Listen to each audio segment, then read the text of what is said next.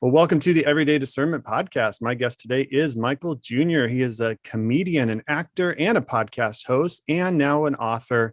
His Laugh Out Loud stand-up shows, paired with his remarkable humility and candor, landed him appearances on The Tonight Show, The Late Late Show, Jimmy Kimmel Live, BET's Comic View, and more. He's a touring comedian who uses comedy to inspire his audiences to find their purpose and live a life fulfilled.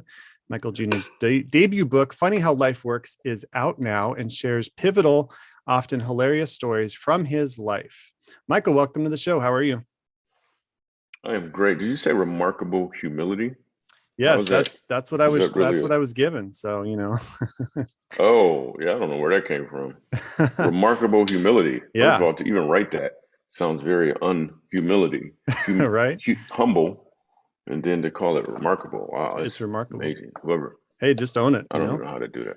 I should just walk around crying or something. It's Yeah, so awesome. let's talk about this humility you have. How did you get so humble? Well, I don't know, man. It's just, yeah, you got the wrong guess. I'm not Okay. really Well, that we'll start humble. over. I'm just kidding. So tell us more about you. Cool. Anything, that bio is pretty awesome, but who is Michael? How did you get to this point in your life? And tell us anything else you'd like our listeners to know about you.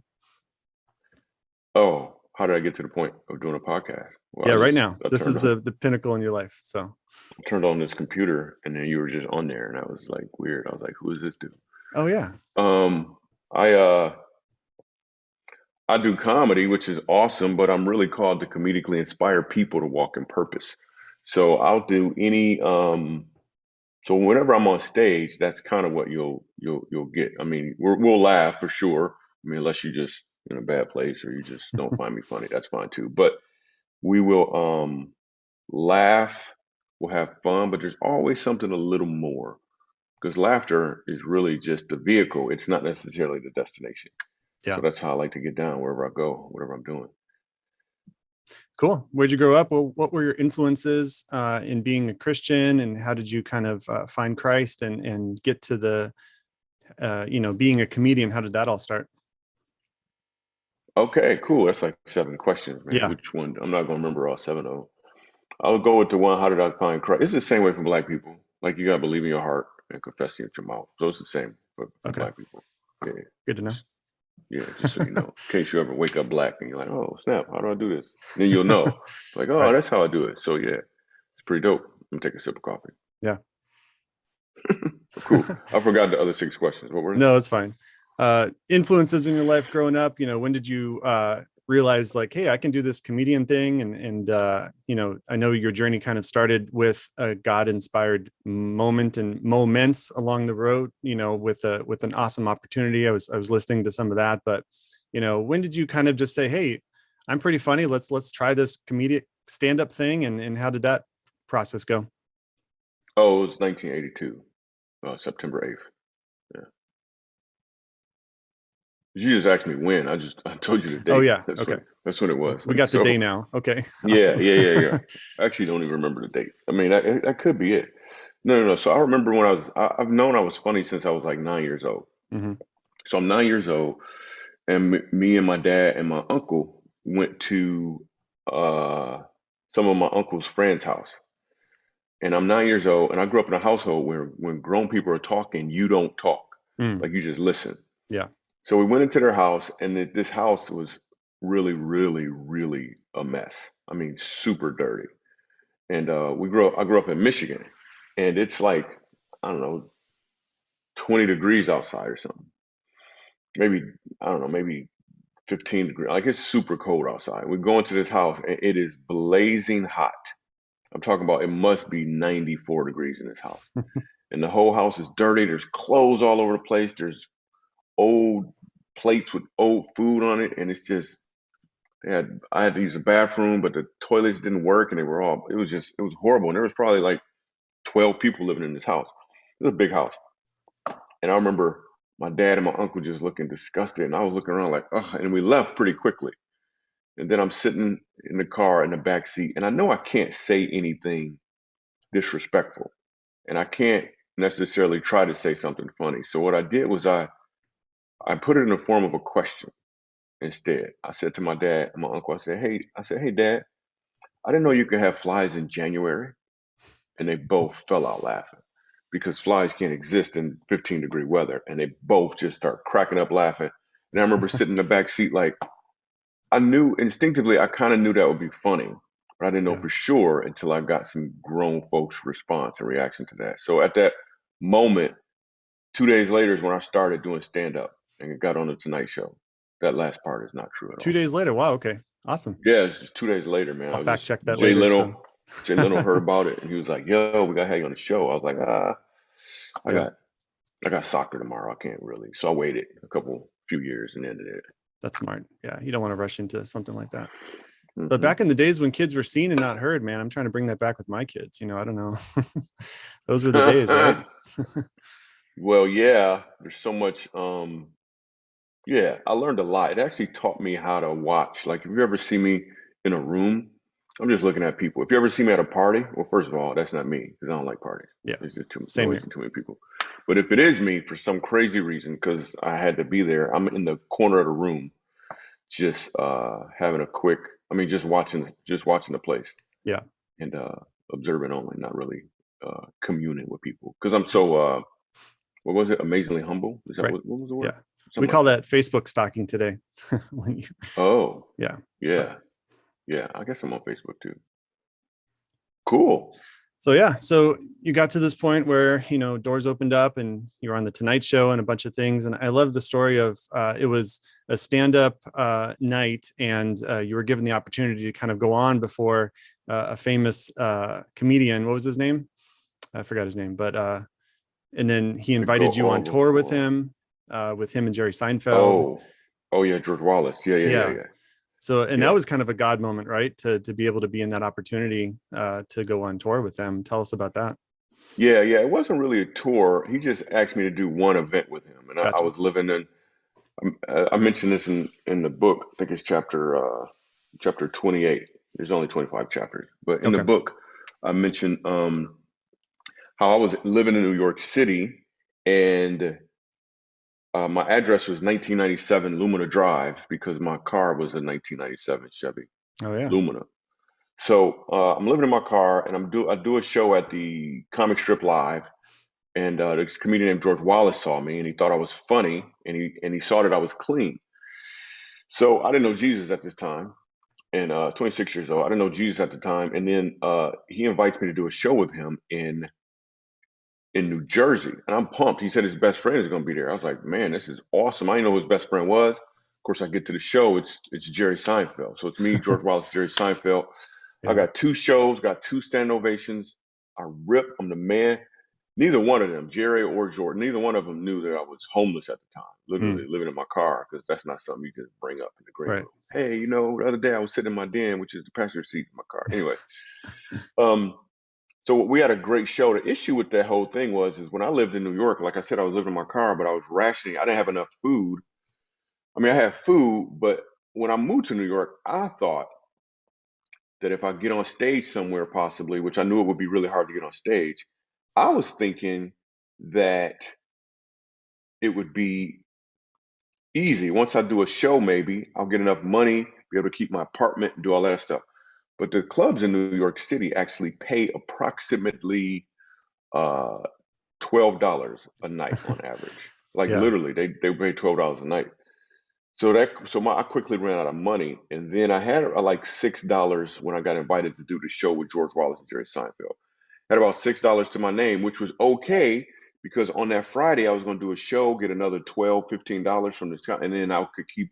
Like I was really stuck in New York. Like didn't have enough money to go back west, so I was kind of stuck. And then when George Wallace invites me to that show, it was a little it was an awesome opportunity, but the issue that I didn't do the math on, and I told him yes, I would do it, was I never asked him if he was going to pay me or not, because that's not something you do.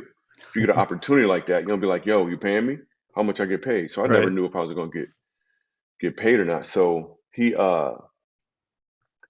I'm sitting in my car and I'm doing the math. Okay, I got enough for another meatball sub for tomorrow. Cut it in half. Eat at 9 o'clock. Like I had everything rationed out. But the math I didn't do was when I leave New York to go to New Jersey, there's an $8 toll to come back to New York City. Mm, So if there's an $8 toll, that means I'll have enough money to get there, but if I don't get paid, I won't have enough money to get back. Right. So I just decided to go. I mean, I didn't have any other. I mean, I had another choice. I could have stayed in New York City, but I went, man, and the things that God did on that side of the tunnel was pretty doggone amazing, like pretty significant. I get into the details in chapter 28, but it was pretty awesome. Yeah. Pretty awesome, man. So then you were invited to church after that, after he saw that you were clean and a clean comedian. And didn't you go to church because of a girl? How was that that introduction? Yeah, you jacking this whole story up. I'm just gonna throw that out there. Yeah, this is all twisted up. Yeah, so he didn't invite me to church. What happened was that same night at that club with him and Jerry Seinfeld, I didn't know if I was gonna get it. I didn't know how I was gonna get back to. So I get off stage that night at the Rascals Comedy Club in New Jersey, and nobody is. Uh, I'm waiting to get paid. I'm hoping I'm getting paid, but I don't know who to ask or what to do. And then after a while, I'm borderline loitering because everybody's gone. Jerry Seinfeld's gone. George Wallace is gone.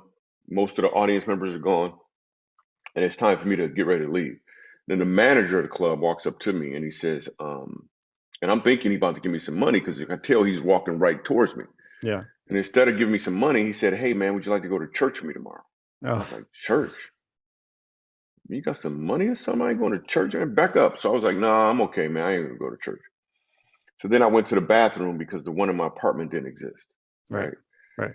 So I figure I'll go to the bathroom before I leave, and I don't know where I'm going. Meaning I know where my car is, but I don't have enough money to get back to New York City through the tolls. There's no way back into the city for me. I can't get back in. So I'm just going to my car. I don't know what I'm gonna do, man. So after I leave the bathroom, this lady approaches me and she said, "Hey, did you talk to my fiance, which was the owner, which was the manager of the club?" And I was like, "Who is your fiance? Like, she looks amazing. I don't know, like she's all beautiful, like an angel or something. I've never seen an angel before, but Yeah. and I'm kind of mesmerized by how beautiful she is, but she pales in comparison to my wife now. Like I was Yeah. just around a bunch of ugly women later Of in that course. part of my life, I guess. Anyway, so she says to me, "Hey, Michael Jr., would you like to go to church with us?" She has some kind of accent too. And I'm thinking, and without even thinking, I said, "Yes, I would love to." But I wasn't even thinking. Like I was just saying it because she was all beautiful. I didn't even know pretty people went to church. Gotta be real Yeah. with you. I thought they was all toe back and just wore out or whatever. So I said yes, but and then she writes on a napkin the address to the church and the name of it. It's Christian Culture Center in Brooklyn, New York. And I look at the napkin and it has a New York City address. And then Mm. the reality of my situation comes crashing back down on me. I can't go to church. Right. So I leave the club and I'm walking to my car and I don't know. I literally don't know where I'm going, what I'm doing. I'm just gonna get in my car and just sit there or whatever. Rational, and it's kind of cold. I mean, it's really cold outside, so I got to figure out gasoline and starting the car up and staying warm. Like Mm. it was a mess. So I'm walking to my car, man, and the bouncer calls me, which was the dude who wouldn't let me in the club earlier until he found out I was there with George Wallace for George Wallace. He calls me back and he says, "Hey," he says, "Mike Jr." This is a big dude too. Like I look up to him, and I'm like 6'2". Yeah. He said, "Yo, what's up?" He said, "Man, you had a great set tonight." And he gives me a hand slap, right? And then we embrace, right? But the hand slap, it wasn't as crisp as it normally is Yeah. because there's some money in his hand. I could feel it, but I don't look at it. So I could feel he's handing me some money. Now I'm thinking I did two sets. Is it gonna be two tens? Because I could feel it's two tens. It's two bills. Yeah. Is this gonna be two twenties? Like I'm all excited, like, oh snap, is this like this is amazing, but I don't look. Instead, I'm starting to get a little emotional, but I'm still hugging this dude and I'm looking him in his eye, and this is weird at this point. So I'm like, I need to back up. So I keep my hand closed and I walk to my car and I'm pumped and excited. I got some money. I ain't even open my hands yet. So I get into the car and I open the car with my left hand because I don't want to open this one yet. So I'm all excited. I get in the car, set my stuff down, and I'm sitting in the driver's seat, and for whatever reason, I open my hands with like one finger at a time. I don't know Yeah. why. Yeah. I don't know why. Suspense. And I'm opening my hands, and I slowly look, and the next sound that I hear is my tears crashing down on $200 bills. And I was Wow. blown away, like just blown away. And it was really God saying, yo, I got you.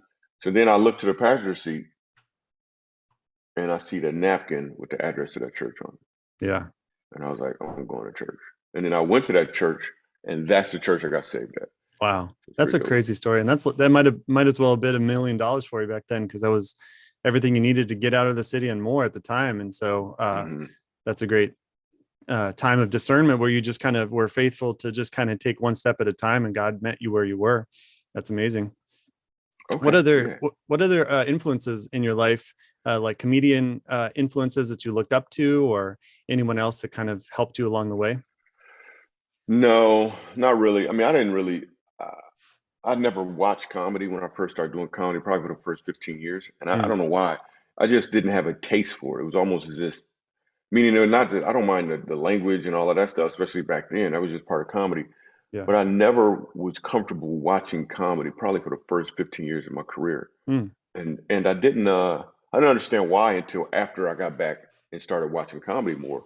And the reason was I can see clearly that God wanted me to get my own voice in mm, comedy.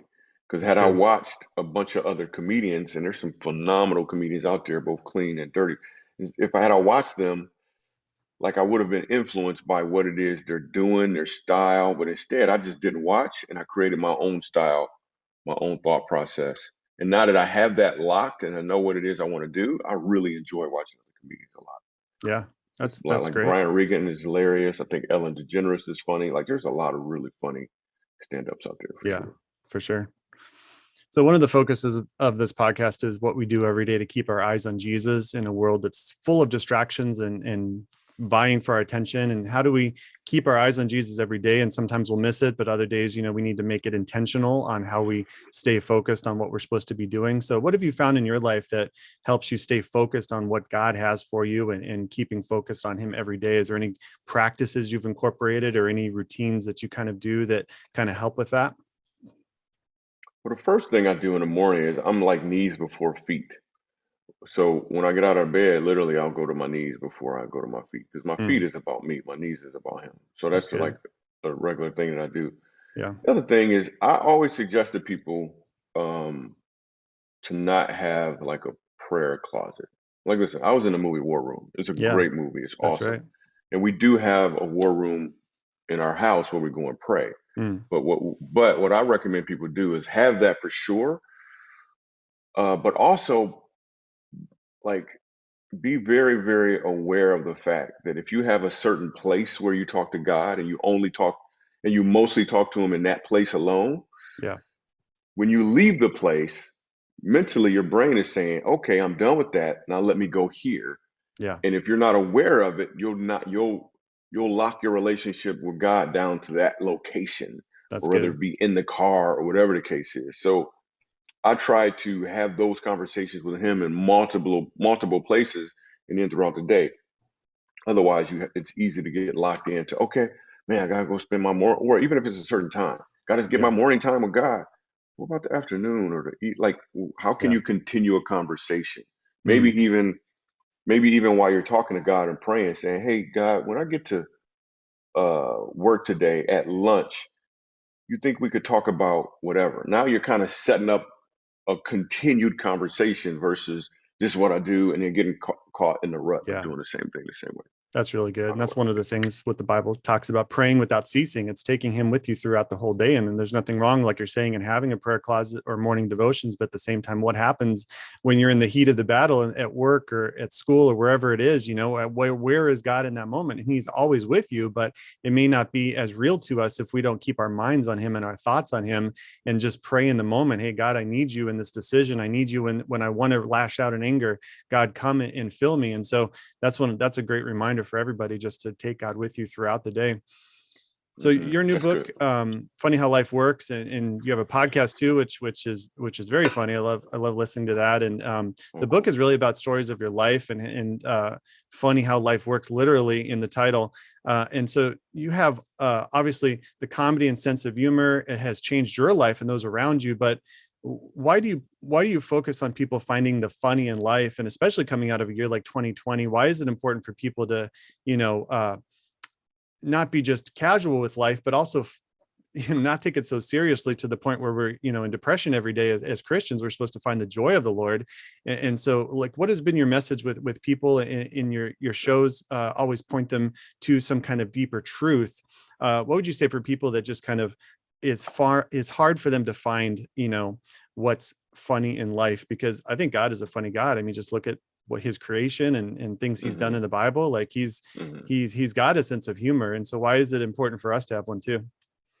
So in chapter 22 of the book, there's a story that about some police officers breaking into my apartment after I was working for 14 hours that day, wrongfully breaking into my apartment, and one of them put a gun to my head and put the hammer back. Mm, And the end of the story, I won't go into the details. People, you got like the book is. I'm yeah. really excited about how people respond to the book. But at the end of the story, it after what happens, and I focus on there's a woman who comes into my apartment who I don't know afterwards, and she's really hurt, and because uh, the police had done some things to her as well. And she came in there and she was hurt. She had two kids. She spoke broken English. I didn't know anything about. I couldn't understand what she was saying, but I could tell she was hurt. Yeah. And when she came into my apartment while I'm sitting there really afraid because the police just left. Yeah. I'm afraid and mad and angry. And she came in there with those two kids. And she was crying. And immediately I felt compassion for her and I went to help her. Mm, So I did something and I helped her in that moment. I gave her some money. She gave me a hug. She took her two kids. She wiped her tears and she left and I never saw her again. mm, But what the amazing thing that took place in that moment is even though I was super hurt, like I was very, very, very, very hurt, afraid, angry. yeah. As soon as I started looking for someone else, as soon as I found someone else who I could help, my pain and my anger and all of those things started to quickly subside. Mm, So what I would say to people is look for opportunities to help other people because this pandemic has really jacked a lot of people up, yeah. which could be seen as really bad, but at the same time, it could be seen as really good as far as opportunities to help other people. Yeah. So when I'm doing comedy, when I'm finding laughter, all I'm really doing is looking at life differently and then expressing that to people in a way that they can laugh. So you may not be a comedian, those who are listening to this, but you can make a choice to try to look at life differently, and you might find some other opportunities that can give you a chance to laugh or learn or listen more. So it's Yeah. really about not getting caught in the same rut of what you always do, but kind of breaking that pattern to see what else is there. And one Yeah. great way to break your pattern in the midst of this and what's going on is to find some comedy because who's laughing in the midst of all of this? So if you go find some comedy, I got a bunch of videos on YouTube where there's a bunch of comedians just in general, like Tim Hawkins is doing some new stuff now. So just find some comedy in the middle instead of just sitting there and looking at what's all bad. Just stop and say, you know what, I'm about to go laugh and have an attitude of laughter and then watch some clips. This book is really funny too. Like if you like to read or if you want the audio version of the book, whatever that might look like, Yeah. go to funnyhowlifeworksbook.com and get the book. You can buy it anywhere. You go to Amazon, you go anywhere. But if you go to funnyhowlifeworksbook.com, you actually can get a signed copy of the book. So that's Yeah. pretty cool. But laughter is hugely important. God created laughter. Yeah. Like he created us and lungs and everything else that needs to go along with laughter. So he Hmm. created it for us. So it's good. Yeah, for sure.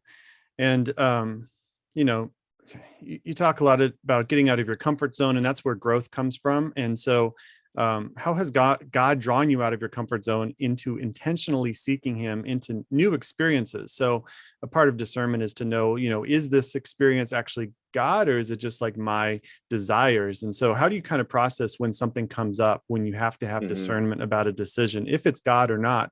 How do you Right. what are some kind of like ways you go before God and like hear from Him and have discernment about decisions, but also not get stuck, to the point where like, I'm not going to do anything that's uncomfortable, because that's where the growth comes from, like you said. Yeah, I'm great with being uncomfortable. Like I'll like recently I started wearing a lapel microphone, which Hmm. is, a comedian always has a handheld. And I've had a handheld my whole life, but recently at a show, I was like, you know what, I'm gonna go lapel. And the reason I did it is mainly because it's so uncomfortable. Like I didn't Mm. know what to do with my hands, and I know that there's growth in the discomfort. Yeah. As far as hearing God's voice and knowing it is Him, there's three things you got to do to make sure that can confirm that you're hearing from God.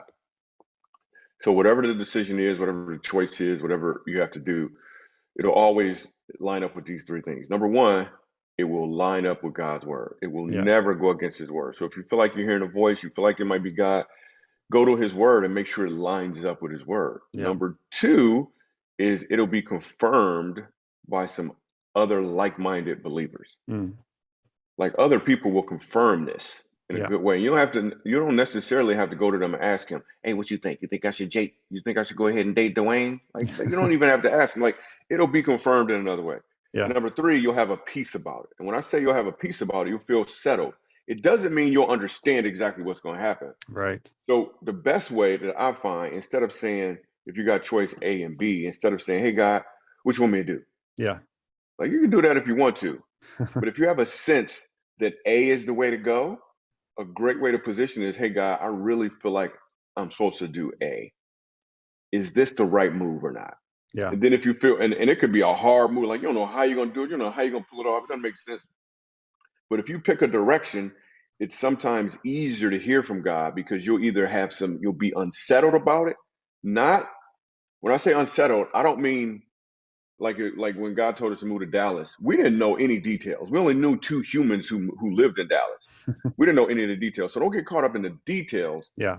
Feel how you feel in that moment. Like, man, I don't know what it looks like, but I do feel peace about it. Yeah. Versus the other one, if you pick B, you might know exactly what that looks like and you don't feel any peace. So the key is to not get the peace mixed up with knowing everything. You're Yeah. not going to know everything because you have to trust in the Lord with all your heart and lean not on your own understanding. Mm. That's That's good. those three things. If you do those three things, I think you'll be in a good position to move forward in what God's called you to. Yeah, that's awesome. And there's a lot of times where it might be the quote right decision to the world, but it's not the decision God's calling you to do. And that's where that peace comes from, is like you're saying, it's not because it'll be easy or not because it even makes sense, but because the peace that passes all understanding from the Prince of Peace will come into your spirit and will give you that sense of, okay, this is where I'm supposed to go. And a lot of times too, we may have choice A and B, but then God brings out choice C. And you're like, where did that come from? And God's like, Right. okay, you were limiting yourself to these two choices, but I Oh, have that's this really path great. for you. Or He might That's close great. both the doors on A and B, and you're like, what? Why are the doors Exactly. closed, God? And then God's like, well, look over here. This door is opening up for you. And so God Yeah. does not work in the way our minds work, because He's God. But at the same time, we have to kind of humble ourselves and think of like, okay, God, what are you showing me in this? Or I found in my life too, you might pick option A, and that's the choice God wants you to go down, but then it might slam shut later. But the process you Yes. took to learn and to grow in that decision can now help you in the next decision.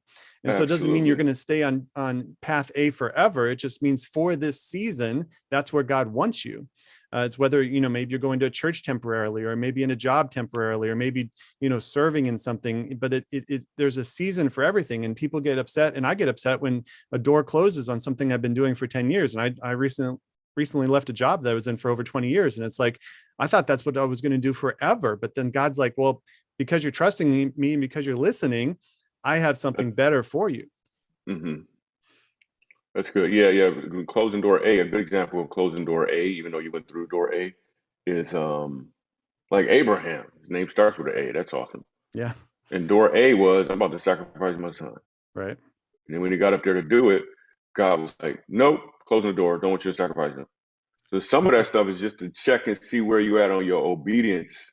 Yeah. Like, are you really going to be obedient even though this thing doesn't make sense? I really, Yeah. really believe that God gives us checkpoints. So a checkpoint is like, if you ever play a video game, there's a certain level you get to, and then once you pass it, you don't have to go back Right. to the initial level. So I feel like there's always some checkpoints. Not necessarily God is testing us with anything that's going to harm us, but no, I mean not at all actually. But a checkpoint, for example, is could be something like, oh, you have a business opportunity, but that business opportunity is with someone that doesn't look like you. Right. and you're having a hard time. You're like, I don't know if I want to work with this guy. And God is saying, go. Yeah. And you're just like, nope, I've never worked with a Spanish person before. I can't do it.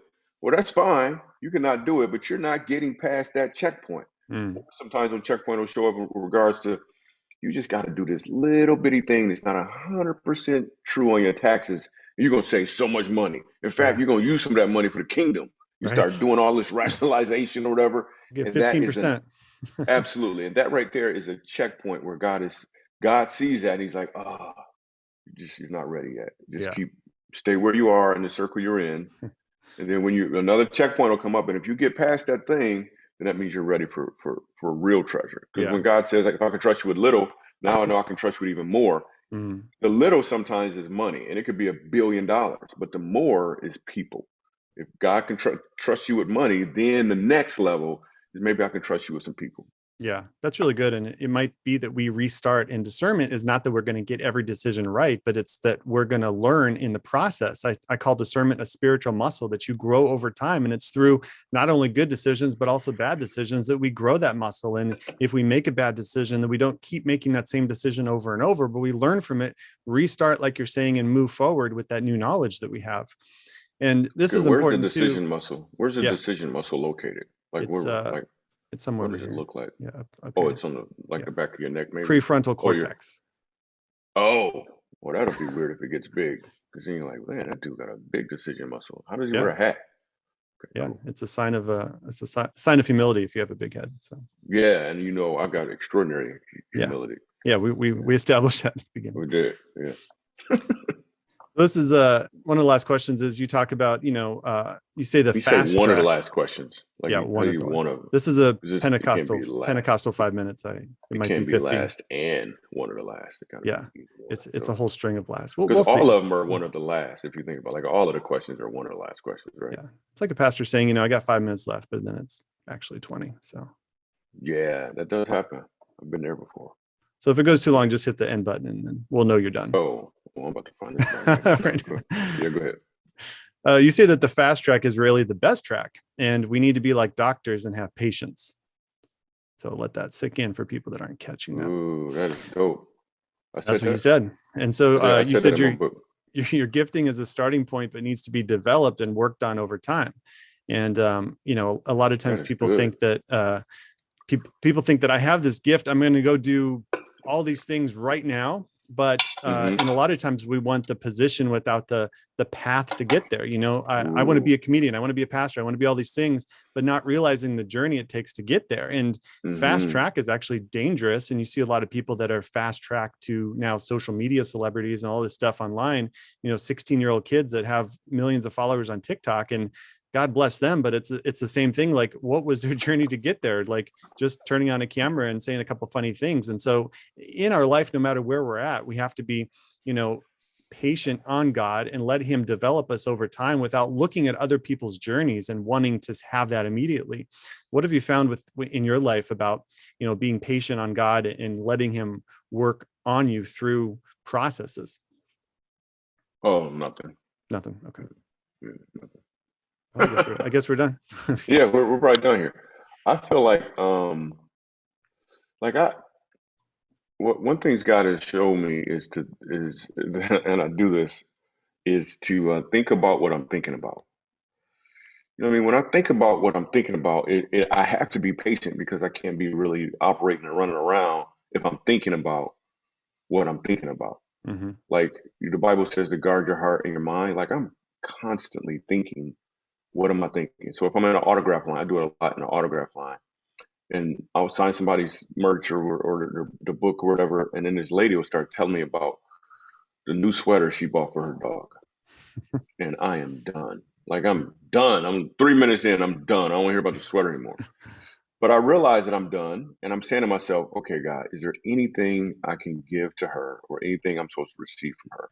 Mm. So instead of just saying I'm done and moving on, I start thinking about what I'm thinking about, and it allows me to zoom back in on this lady and say to her, I don't care about your dog. No, I'm just saying, and just say to her, thank you so much for that information, hug out, and then move on. Or if God is saying there's something I want for you here, there's something you have for her, I'll stop talking about the dog. I'll be like, wait a minute, I know that at the school the dog got the sweater.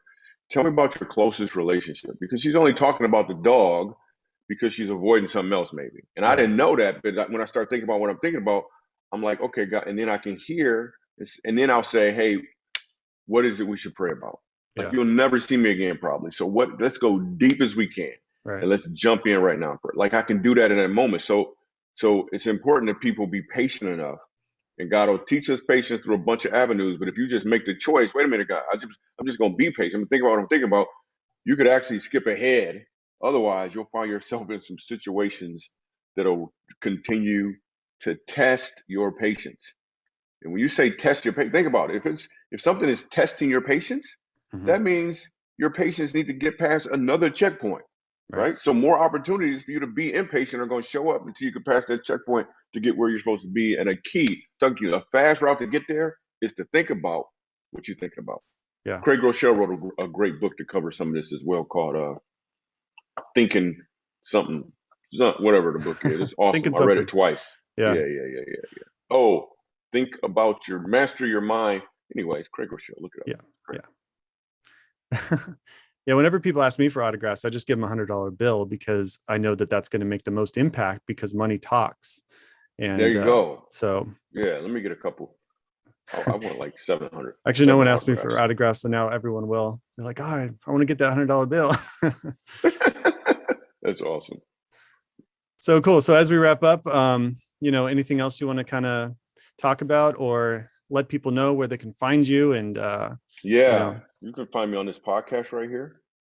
Yeah, for sure. But also, you mm, can for sure find me on. We have a podcast called Funny How Life Works. yeah, So by all means, all we do is we laugh. I mean, we laugh a lot on the podcast, yep. and then there's always something a little more. The reason we call it Funny How Life Works is because we use funny to show people how life works. Same as the book. And if they want a signed copy of the book, the only way to get a signed copy is to go to funnyhowlifeworksbook.com, and we'll actually send you a signed copy of the book. Is it a Super. stamp signature or your actual signature? Nope. I actually Actual. signed a case yesterday Oh, wow. just so we could stay ahead. So I'm actually signing it with a silver Sharpie because it's a black cover on a book.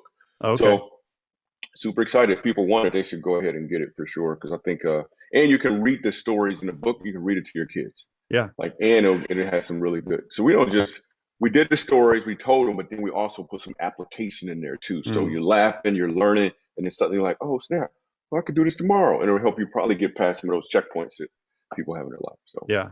And you will read the book to us on Audible, which is like a bedtime I story for will. me. So your And voice this just just got putting me just to sleep. got a little weird just now. Got a little weird. What's the last question? This is actually the last question. So Really? what is the as you talk about jokes in the Christian church? I'm curious. Have you ever had a Christian Karen come up and complain? What has been the biggest complaint you got about maybe church Hmm. comedy? What's funny is I don't really get a lot of complaints from people. Here's what I do on purpose, right? Like Yeah, I have a sense where there might be some Pharisees sitting up front or some Sadducees up front. yeah, And what I'll do is I'll go up there immediately and do one of my edgier jokes. yeah, Because what this does is some people feel like you shouldn't laugh at church. yeah. My response to that is always, what good father doesn't want to hear his children's laughter in his house, right? Right. So I'll immediately do a more, what some people refer to as an edgier joke. So when they're sitting there with their arms folded, then I do an even edgier joke and their arms get super tight. So now what I do is I confirm them in what they were thinking. Yeah. Like I confirm them, and then somewhere in there I'll share a story, like the story of me going to a abused children's facility and taking comedy there in Montrose, Colorado. There's a Mm, little boy there who was being abused by his mom, and they come to my comedy show, or I go to them to the Dolphin House and I do a comedy show for him. And this little boy is so afraid of his mom. Everywhere he goes, he wears a Spider-Man costume, like he won't take it off. mm, And he's at my show and he's sitting on his grandmother's lap and he's afraid, and we start laughing and doing comedy. And then 20 minutes into it, you hear a voice, and the voice says, my name is Ronan. And this mm. little boy pulls off his mask, introduces himself to me. And by the Wow. end of the comedy show, we're dancing together on stage. And all of this happened because God gave me this gift of comedy, and now I can show up to these places and help these people. So Yeah. when the Sadducees are sitting up front and they see that and their arms are all tight, now they're just done. They're just balling and all out Mm, because they realize they had God in a box. yeah. Because if God gave me this talent, I'm going to use it the way he told me to, for the people he told me to, and for the people that the Pharisees may not think I should go to. I'm Mm, gonna use it any way I can. So I actually kind of enjoy when that happens because you could just see them done, and they'll walk up to me in the autograph line and be like, "This one lady was crying. She was done. She was like, I can't believe I had the Lord in a box." I was like, "Yeah, well, cool." And I hug out and we pray. It's always really good. But that's the type of moves I like to do, especially with this gift of comedy. And it's not just the comedy. I look at the world differently. So comedy creates a revelation and the results are laughter. yeah. Well, God has shown me how to do the same thing even without the comedy aspect. I Mm, can cause people to think differently, and then the results can be revelation as well. So yeah. I'm excited about what I get to do, and we do it in the book.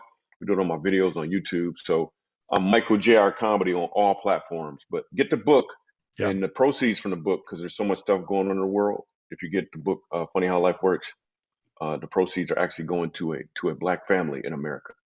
So that's Awesome. important. Hey, Yeah. it's your family, right? Yes, it is. That's true. That's true. Awesome. Well, thank you for coming on. I'll put all that in the show notes. Get the book, Funny How Life Works. Thank you so much for coming on, Michael, and God bless you and your family. Dude, you're awesome, man. Thanks a lot, bro. Thank you for listening to the Everyday Discernment Podcast. For more information on Discerning Dad, go to discerning-dad.com. Be sure to follow on all the social media platforms. Just search for Discerning Dad. Please share this podcast with a friend and leave an honest review on whichever platform you listen. Feel free to send any comments, suggestions, questions, or prayer requests at discerningdad@outlook.com. Until next time, keep fighting the good fight.